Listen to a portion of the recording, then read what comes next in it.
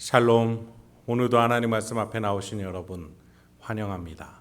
우리에게 기도하겠습니다. 하나님, 오늘도 우리에게 귀한 말씀 주시니 감사합니다. 하나님의 말씀이 주시는 그 은혜와 소망과 기쁨으로 오늘도 살아갈 수 있도록 깨달아지는 은혜 이 시간에 허락하여 주옵소서. 예수님의 이름으로 기도했습니다. 아멘. 오늘 함께 살펴볼 말씀 잠언 17장 1절에서 12절, 잠언 17장 1절에서 12절까지 함께 살펴보도록 하겠습니다.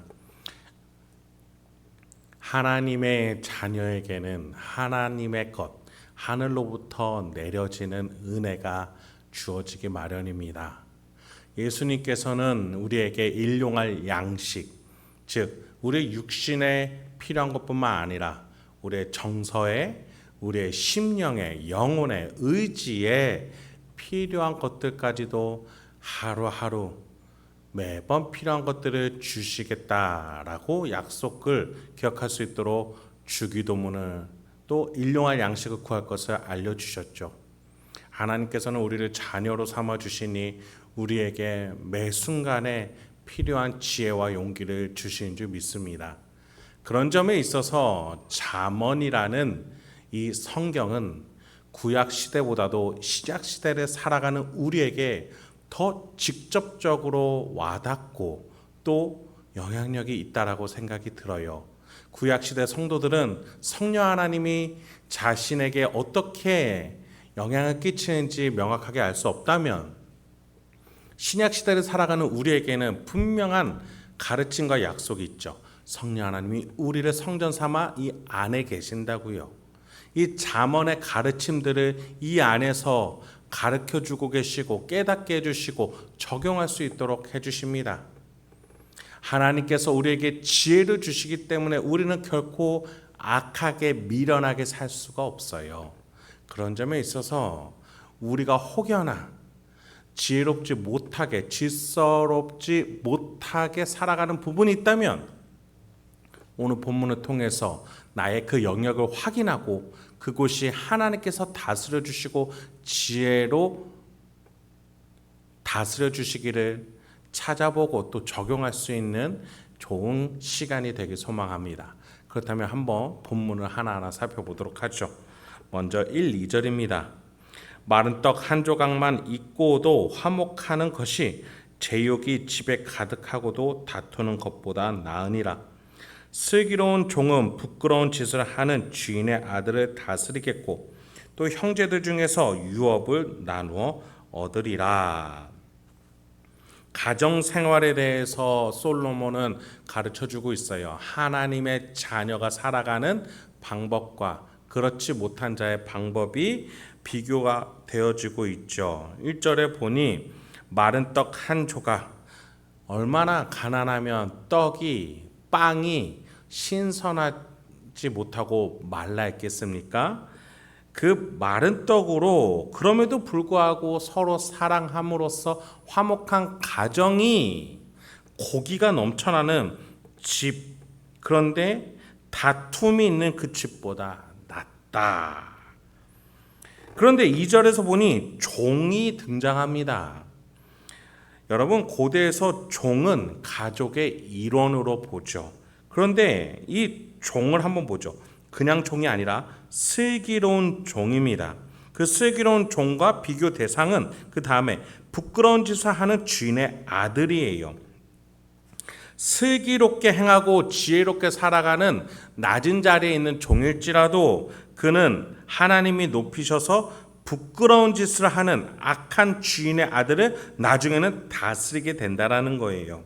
더 나아가 형제들 중에서 유업을 나누어, 즉 단순한 종이 아니라 아들로서 높여져서 유업까지도 나누어 받게 될 것이다. 어떤 자들이요?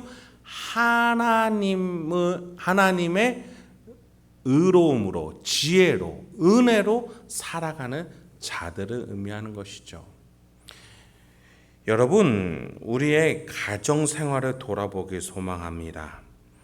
여러분, 다툼으로써 높아지는 것보다 낮아짐으로써 차라리 종이 될지라도 낮아짐으로써 화목의 길을 찾아 나가는 저 여러분 되기 소망해요.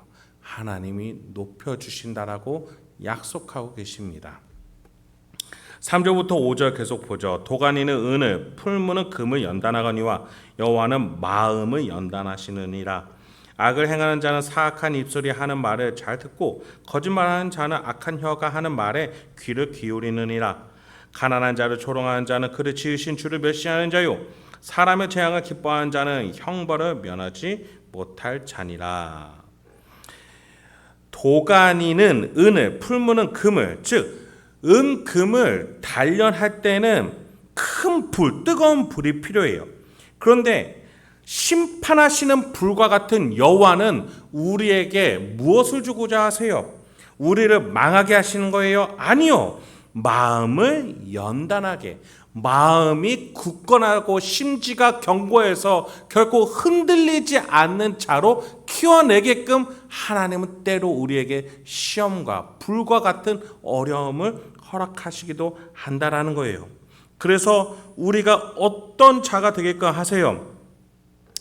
거짓말에 속지 아니하고 악한 말에 흔들리지 않도록 말이죠. 악을 행하는 자는 그 사악한 입술에 이리저리 휘둘리겠지만 금과 같이 하나님의 불타는 열정과 그 마음으로 단련받은 자는 그 헛된 입술에 흔들리지 않는다라는 거예요. 오히려 5절과 같이 그를 지으신 주를 바라볼 줄 아는 자예요.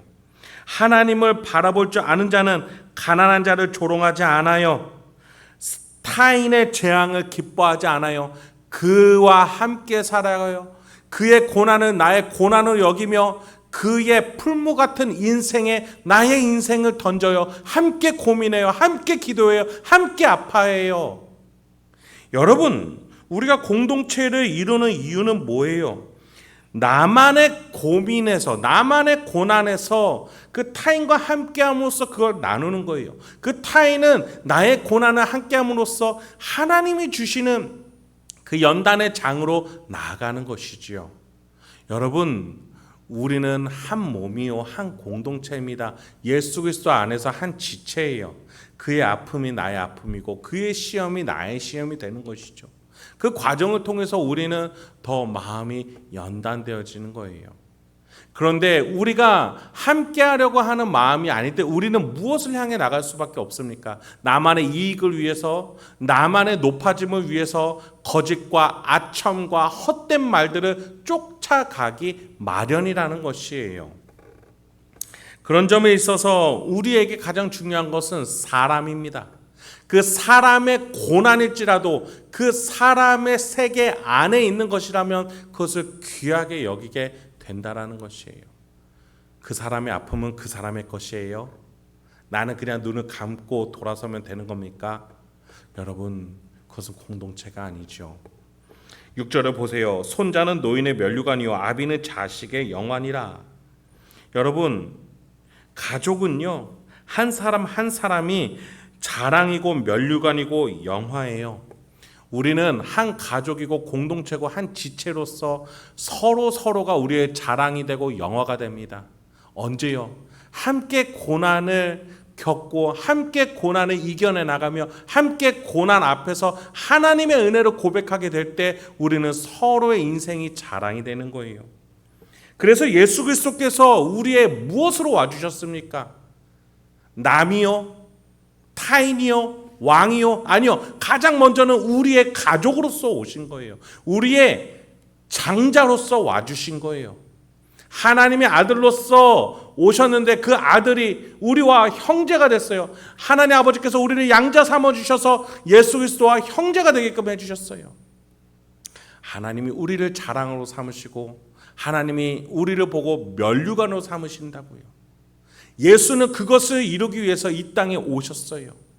그렇다면 우리 또한 왜 그렇게 살아야 되는지, 저 사람의 고난을 나의 고난으로 삼아서 함께 그 풀무와 같은 인생길로 왜 더 들어가야 되는지, 나 살기도 바쁜데 혼자만의 고민으로도 바쁜데 왜 그 사람의 문제로 함께 기도해야 되는지 우리는 너무나 명확한 영적 순리 가운데 살아가고 있다는 것이죠. 다음 구절 보죠. 7절부터 9절을 봅니다. 지나친 말을 하는 것도 미련한 자에게 합당하지 아니하거든 하물며 거짓말을 하는 것이 존귀한 자에게 합당하겠느냐. 뇌물은 그 임자가 보기에 보석 같은즉 그가 어디로 향하든지 형통하게 하느니라. 허물을 덮어주는 자는 사랑을 구하는 자요 그것을 거듭 말하는 자는 친한 벗을 이간하는 자니라. 7, 8, 9절에서는 입에서 나오는 부정적인 것들에 대해서 말해주고 있어요. 이제까지 한 가족으로서 우리가 어떻게 살아가야 되는지에 대해서 다뤘다면 지금부터는 그 부정적인 영향력에 대해서 말해요. 7절에서 거짓말, 8절에서 뇌물, 9절에서 이간, 이러한 주제들을 통해서 결국에는 우리 심령 가운데 사람을 구하고자 하느냐, 아니면 나의 높임을 위해서 거짓말을 하고 나의 유익을 위해서 뇌물을 받으며 또 뇌물을 주고 또 나의 명예로움을 위해서 다른 일을 이간질하는 것, 그것에 대해서 우리는 어디로 갈 거냐? 사람을 구할 것이냐? 아니면 나의 높음을 구할 것이냐? 우리는 그 갈림길 속에서 솔로몬의 가르침을 볼 수 있다는 것이죠. 여러분 10절을 보세요. 한마디 말로 총명한 자에게 충고하는 것이 매 100대로 미련한 자를 때리는 것보다 더욱 깊이 박히느니라. 여러분 미련하는 자는요 대대로 미련해진다라는 그 의미를 한번 보세요. 가정에서 미련한 자는 그 자녀에게 줄 수 있는 것이 미련한 자의 삶이에요. 지혜를 구하지 못해요. 다른 사람을 끌어안지를 못해요. 오로지 나의 높아짐, 나의 명예, 나의 것을 위해서라면 타인을 내려치는 한이 있더라도 그렇게 미련하게 사는 것을 물려줄 수밖에 없어요. 그런데 솔로몬 뭐라고 말해줘요? 매 100대로 미련한 자를 때리는 것, 그것보다 총명한 자에게 좋은 충고하는 것이 더 깊이 박히느니라, 유익하다라고 말하고 있는 것이죠. 온갖 거짓말, 수많은 뇌물, 거듭되는 이간질, 그것으로 아무리 미련한 자가 무기를 삼고 살아가려고 한다 할지라도 하나님의 지혜를 가진 하나님의 그 사랑과 은혜를 품고 살아가는 총명한 자는 말 한마디로 그 타인과의 관계 속에서의 그 작은 것 하나로도 삶을 영위해 나갈 수 있다라는 거예요. 여러분 어떤 삶을 지금 살고 계세요? 어떠한 대화를 나누면서 살아가고 계십니까? 무엇을 품고 살아가고 계세요? 11, 12절을 보죠. 악한 자는 반역만 힘쓰나니 그러므로 그에게 잔인한 사자가 보냄을 받으리라. 차라리 새끼 빼앗긴 앙콤을 만날지언정 미련한 일을 행하는 미련한 자를 만나지 말 것이니라.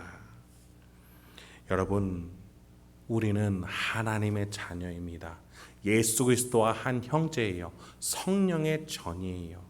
우리가 하나님의 지혜를 구하고 하늘로부터 오는 지혜를 구하지 않는다면 우리는 결코 사람을 사랑할 수 없어요. 타인과 함께 할 수 없어요.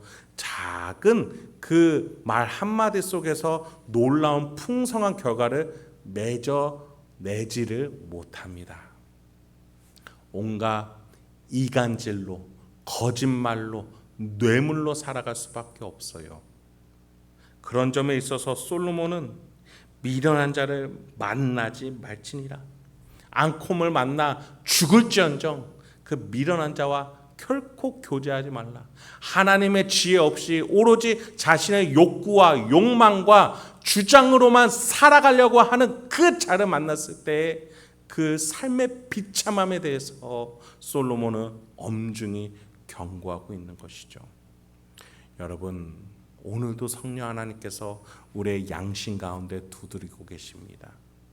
예수님의 사랑과 희생으로 은혜 받은 우리를 향해서 낮아지는 인생을 살자고, 그래서 하나님이 높여주시는 인생, 하나님이 면류관 삼는 그 인생을 살아가자고, 하나님이 높여주실 걸 믿으며 낮아지는 인생, 함께하는 인생을 살자라고 오늘도 말씀 속에서 가르쳐주고 계십니다. 오늘 그 낮아지면서 금이 연단되듯이 마음이 연단되어져 하나님의 자랑이 될 수 있는 저와 여러분 되길 소망합니다. 오늘 일정 가운데에 또 미팅과 많은 스케줄 가운데에 하나님과 함께 하나님의 뜻을 행할 수 있는 지혜로운 저와 여러분 되길 소망합니다. 함께 기도하겠습니다. 하나님, 오늘도 우리에게 귀한 말씀 주시니 감사합니다. 주님, 이 말씀을 통해서 우리가 오늘도 어떠한 방향과 어떠한 지혜와 태도를 가지고 살아갈지 고민하게 해주시고 그 시간을 통해서 은혜를 받게 해주시고 그렇게 하나님의 자녀답게 명예로운 삶의 결과로 하나님의 면류관이요 자랑이 되길 소망합니다. 주여 그 인생 오늘도 허락하여 주옵소서. 예수님의 이름으로 기도했습니다. 아멘.